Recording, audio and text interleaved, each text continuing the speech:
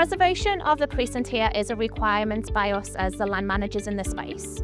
The overall aim is to protect this area for future generations.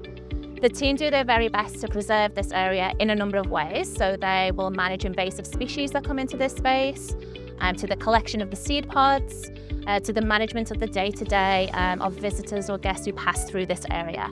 And the key component there is protecting the current tree population and encouraging the growth of future ones. We work with Reflections on helping them with their tree management policies through all their parks up and down the coast, which involves collecting data on trees, giving them specific advice on how to minimise risk for park users, as well as enhancing tree life through the parks.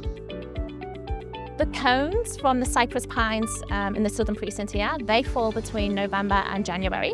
Last year was really exciting. We actually hand collected 3,000 cones, and we were then able to send these 3,000 cones off to the local nursery, where they've looked after, nurtured them over the last 6 to 12 months. And we now have 2,000 successful seedlings which are ready to transplant here in the southern precinct and in the local area. We basically got the seeds from Reflections. The next step in the process is to check viability of the seeds. So the seeds of the coastal cypress are dry seeds that you can actually store cold and keep for a few years. A lot of the native big shrub species seeds have different various processes to actually get them to germinate and start their journey. And then after that, we get them into one of our tunnels. The tunnels act as a little cocoon that is going to incubate them and create that heat and moisture that it needs to germinate.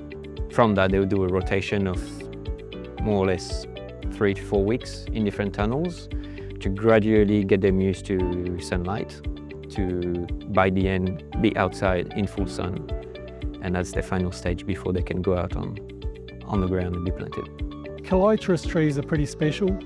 The ones here on the coast, they can handle deep sand, they can handle salt-laden coastal breezes, and within their specific area, which is just behind the dune areas or right on that area, they are probably one of the dominant size trees.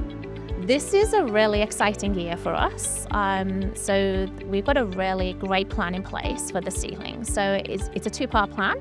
The first is by creating an assisted regeneration zone here in the park itself.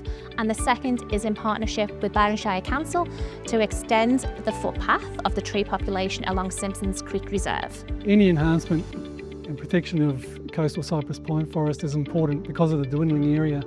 The Cypress seedling project came about, and it's exciting to see that Reflections, with a few simple management practice changes within this localised area, and showcase how you can retain an existing site usage of Holiday Park for future goers, as well as protecting these trees in this environment into the long term. Andy and I have worked together for 5 years in this space, ensuring the daily practices and techniques are in line with the guidelines that we need to operate to, but also have a personal interest in ensuring the success of the cypress pines in this location. Reflections is unique.